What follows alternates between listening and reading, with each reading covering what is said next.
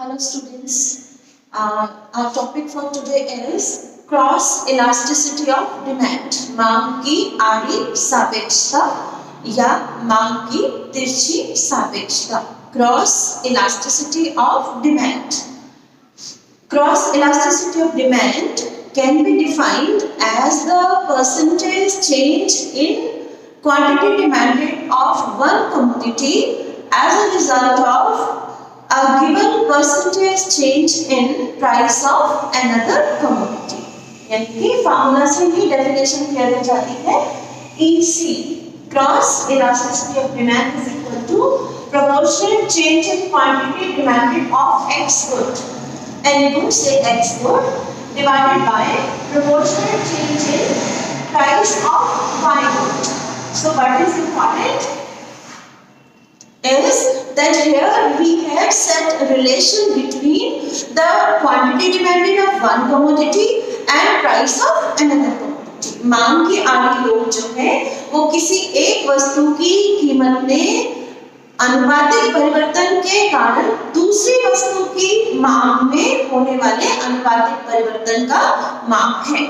जैसे इस फार्मूला में हमने देखा है कि जब Y वस्तु की कीमत में परिवर्तन होता है तो उसकी वजह से X वस्तु की मांग में कितने प्रतिशत परिवर्तन होगा उसे हम क्रॉस इलास्टिसिटी ऑफ डिमांड कहेंगे. यानी कि यहाँ यू नीड टू अंडरस्टैंड कि प्राइस इलास्टिसिटी ऑफ डिमांड का मतलब तो क्या है कि एक ही वस्तु है X वस्तु की ही कीमत में परिवर्तन से X वस्तु की कीमत में परिवर्तन से ही उसी वस्तु X की ही डिमांड में कितने प्रतिशत परिवर्तन होता है उसका माप प्राइस इलास्टिसिटी ऑफ डिमांड है.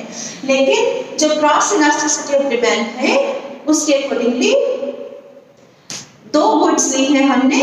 एक Y वस्तु की कीमत में होने वाले प्रतिशत परिवर्तन के कारण X वस्तु की मांग में होने वाला प्रतिशत परिवर्तन कितना है. तो यहाँ पे इम्पोर्टेंट क्या है कि दोनों कमोडिटीज हमने अलग अलग ली है. इंटरकनेक्टेड डिमांड जो है वहां पर. ठीक है, तो फॉर्मूला देख लेते हैं.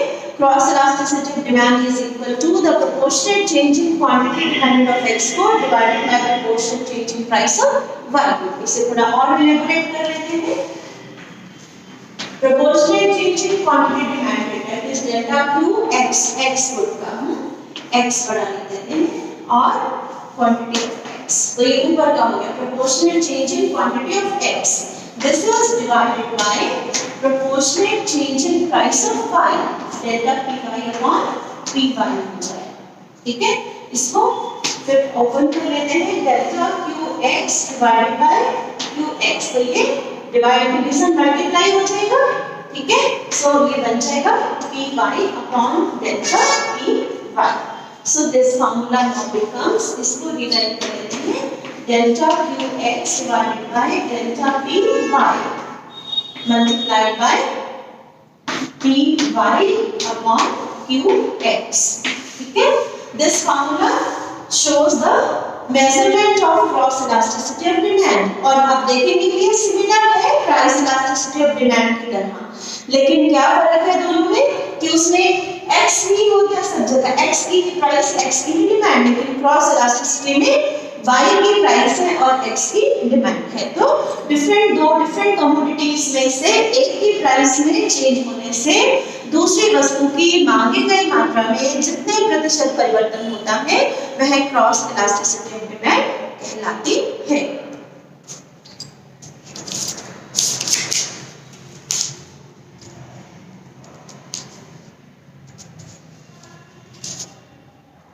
उसके बाद देखते हैं इसकी डिग्रीज. देयर आर 3 डिग्रीज और 3 टाइप्स कह सकते हैं आप.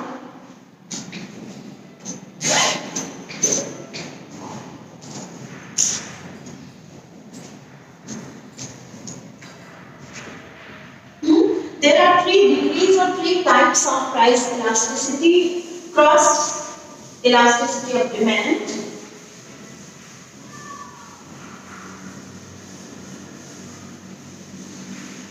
cross elasticity of demand की 3 types हैं. First is positive cross elasticity. Second is negative cross elasticity, and third is zero cross elasticity of demand. Okay, धनात्मक आड़ी लोच, ऋणात्मक आड़ी लोच और शून्य आड़ी लोच। जैसा कि नाम से क्लियर है, positive cross elasticity of demand means when due to a given change in price of one commodity the demand for another commodity rises। जब एक वस्तु की कीमत में वृद्धि होने से दूसरी वस्तु की डिमांड बढ़ जाए, या एक वस्तु की कीमत में कमी होने से दूसरी वस्तु की डिमांड भी कम हो जाए, means they move in the same direction। Like for example, if the demand for X, अब लिख लेते हैं यहाँ price of Y, ये प्राइस ऑफ x है और ये डिमांड फॉर y है।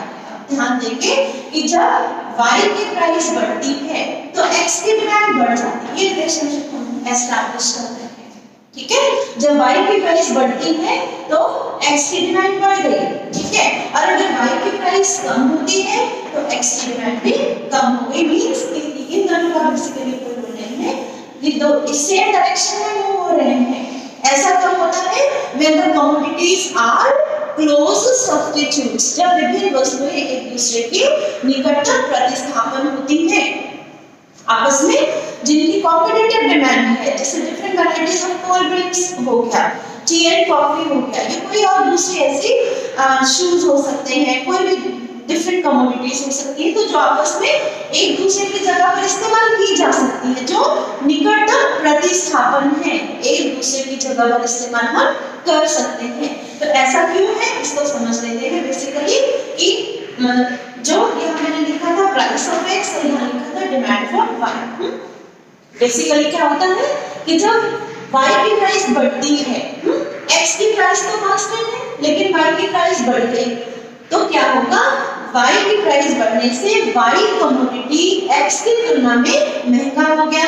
सो कंज्यूमर्स अब Y की डिमांड को कम करते हुए वो X की डिमांड को बढ़ा देंगे। तो जब Y की प्राइस बढ़ी तो X की डिमांड बढ़ गई। They will replace commodity Y for X, यानी कि वो Y की जगह X का इस्तेमाल बढ़ा देंगे। तो इसलिए Y की प्राइस बढ़ने से X की डिमांड बढ़ जाती है। और इसके अपोजिट अगर Y की प्राइस कम हो गई, X की प्राइस में कोई चेंज नहीं है, लेकिन अगर Y की प्राइस कम हो गई तो Y कमोडिटी X की तुलना में चीपर हो जाएगा, सस्ता मिलेगा कंज्यूमर्स को। अब कंज्यूमर्स क्या करेंगे? वो X की डिमांड को कम करेंगे और Y की डिमांड को वो बढ़ा देंगे, ठीक है। इसलिए रिलेशनशिप पॉजिटिव है कि एक कमोडिटी की प्राइस और दूसरी कमोडिटी की डिमांड का जो रिलेशनशिप है वो पॉजिटिव है। That is called positive cross elasticity of demand. आप इसको किसी न्यूमेरिकल एग्जांपल से बेस कर सकते हैं। Second is negative cross elasticity of demand, ऋणात्मक आड़ी लोच। यहाँ पर रिलेशनशिप जो है वो कॉम्प्लीमेंट्री गुड्स के केस में नॉर्मली ऐसा होता है, सेम डायरेक्शन में हो जाएगा।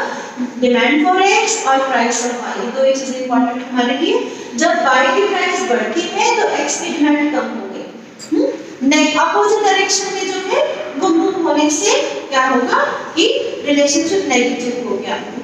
इट मींस ऐसा कब होगा? When the goods are complementary goods, पूरक वस्तुएं लाइक कार एंड पेट्रोल।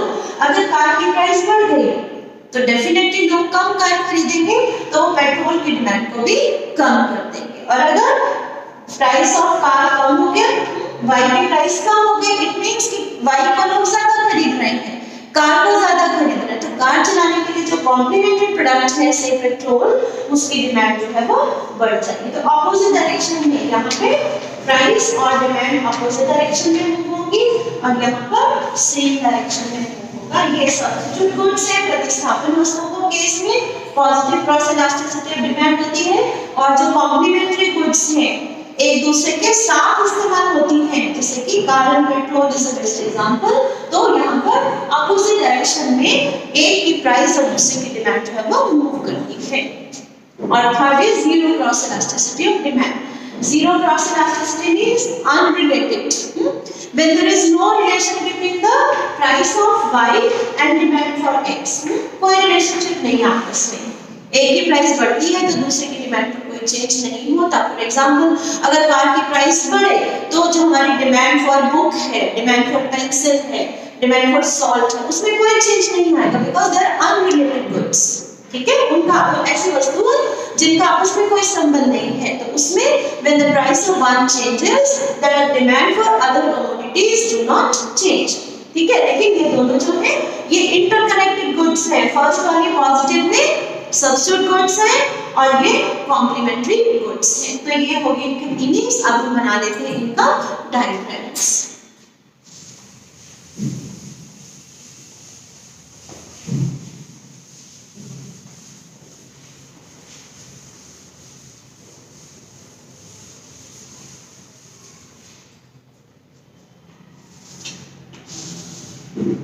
यहाँ पर हम लेंगे quantity demanded of X good. ध्यान देंगे एक्स और वाई इसकी लेबलिंग प्रॉपर्ली करेंगे and this is price of Y good. एक की डिमांड और दूसरे की प्राइस हमने लेनी है। तो पॉजिटिव है पहले, positive cross elasticity, positive cross elasticity है।